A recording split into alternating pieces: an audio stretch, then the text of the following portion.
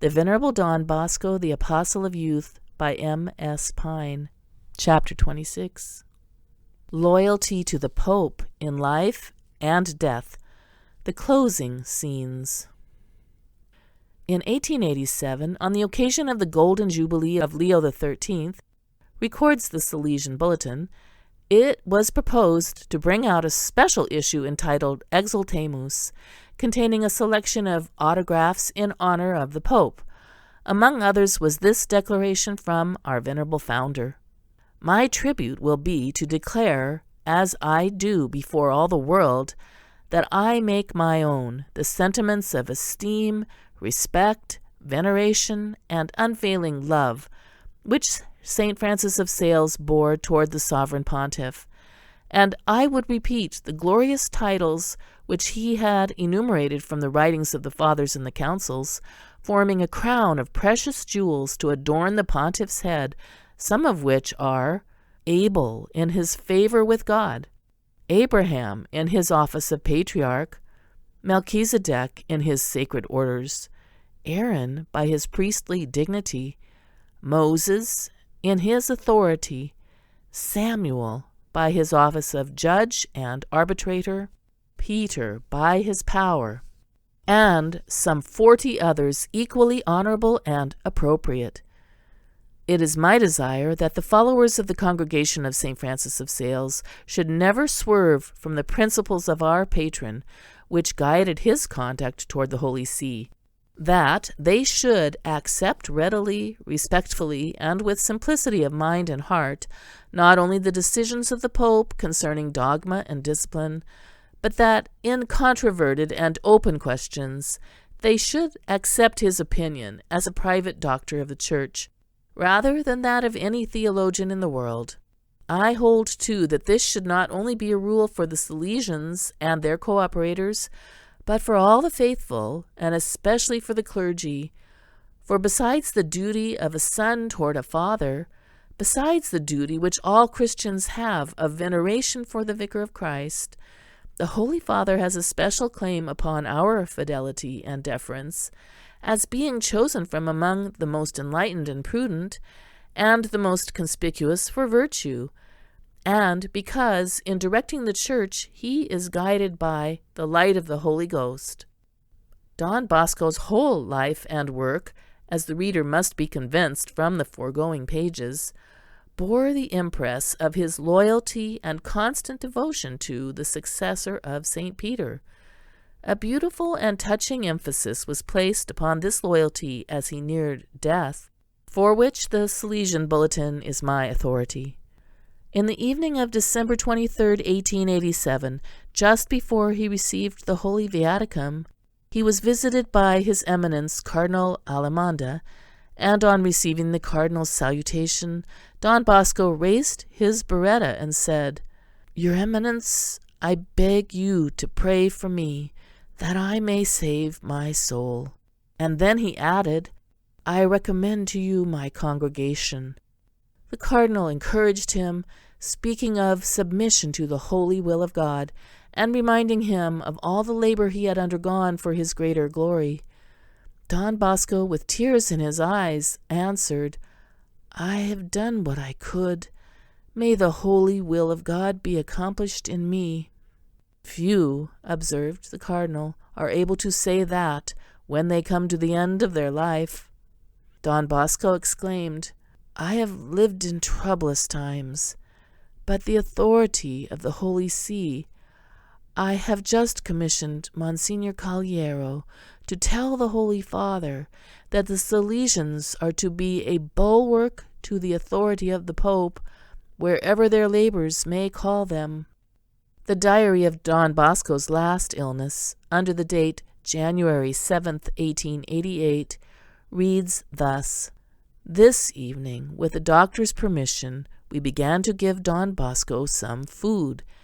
Before taking it, he uncovered his head and prayed, evidently affected. The bystanders feared that the food might prove hurtful to him, but he bore it very well. Afterwards, with unusual liveliness, he began to ask 1,000 questions. He inquired after news from Rome about the Pope and his sacerdotal jubilee. Then he asked for information about the oratory and wished to speak with some of the brothers. He never felt so well. Towards 6 o'clock he sent to Father Lemoyne the following message: "How do you account for this, that a person lying sick in bed for 21 days, almost without food, with his mind extremely enfeebled, all on a sudden recovers, understands everything, feels strong and almost able to get up, to write and to work? Yes, at this moment I feel as well as if I had never been sick at all. If anyone were to ask the reason why, you might answer thus: Quod Deus imperio, tu prece virgo potes.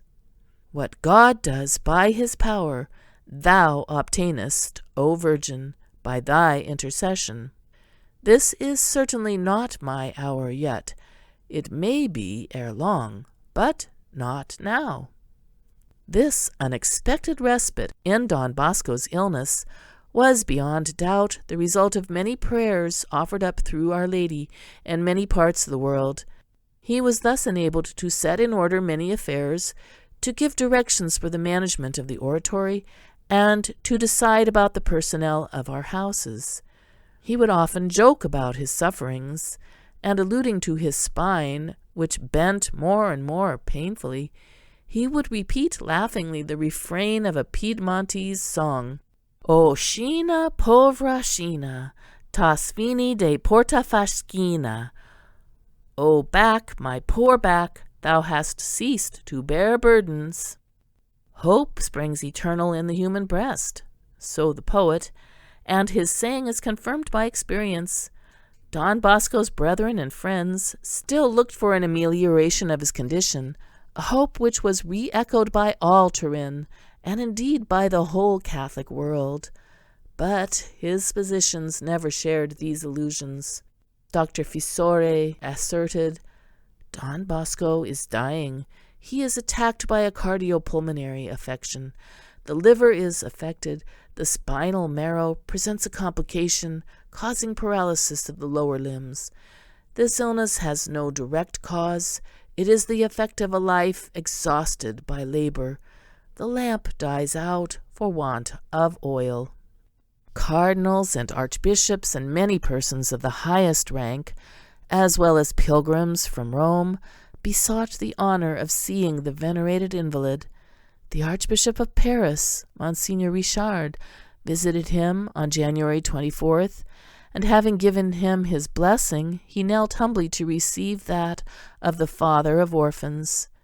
"Yes," said Don Bosco, "I bless your grace, and I bless Paris." "And I," said the Archbishop fervently, "shall tell Paris that I bring Don Bosco's blessing." On the following day, the feast of St. Paul, the patient fell into intermittent delirium, his unconscious lips breathing prayers and the names of his benefactors.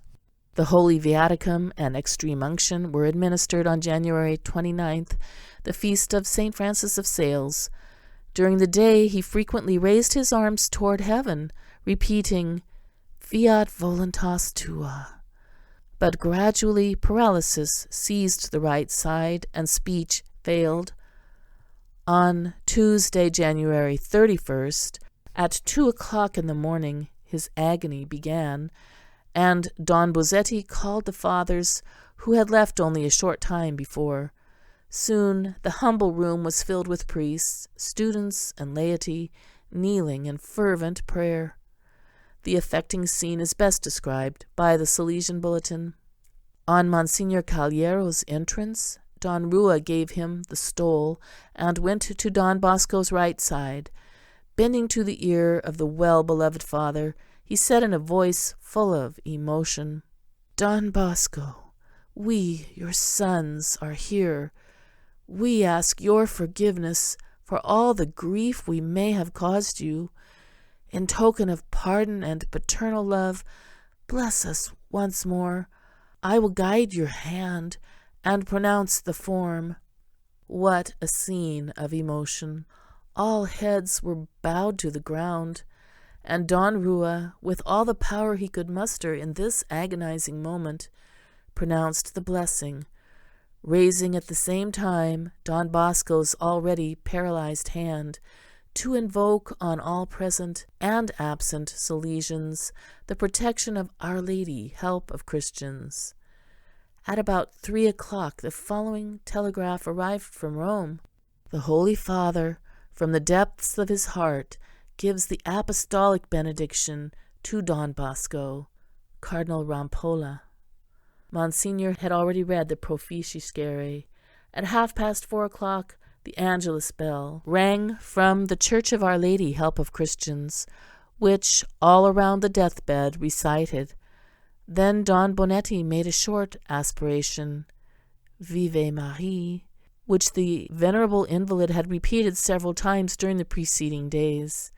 Suddenly the weak rattle ceased. The breathing was regular and quiet, but for a very short time. Monsignor Caliero said the last prayer.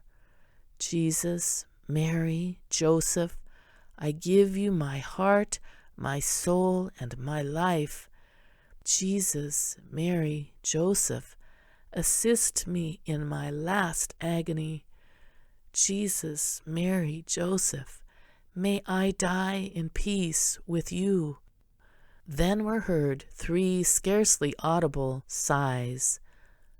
Don Bosco was dead. His age was 72 years, 5 months, and 15 days. The hour was 4:45 a.m. Don Rua, in a few broken sentences of filial veneration, found strength to allude to the simplicity of this death, crowning a noble life. Monsignor Caliero intoned the Subvenite Sancti Dei in a voice trembling with emotion, then blessed the venerated remains, praying for the repose of his soul. He took off his stole and put it on the dead body, placing the crucifix, which had so often been pressed with unspeakable fervor to the lips of the dying, in the clasped hands. The De Profundis, recited kneeling, was only a long sob. Leo XIII, on receiving the telegram announcing the death of Don Bosco, exclaimed, raising his eyes to heaven, Don Bosco è un santo, un santo, un santo. Don Bosco is a saint, a saint, a saint.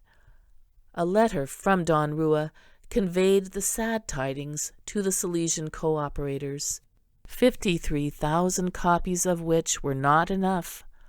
All Turin was deeply impressed by the death of its saintly apostle, and most of the stores were closed through respect. The body, robed in sacred vestments, was borne to the church of St. Francis of Sales, and while it remained exposed to the veneration of the people, many extraordinary favors and cures were obtained.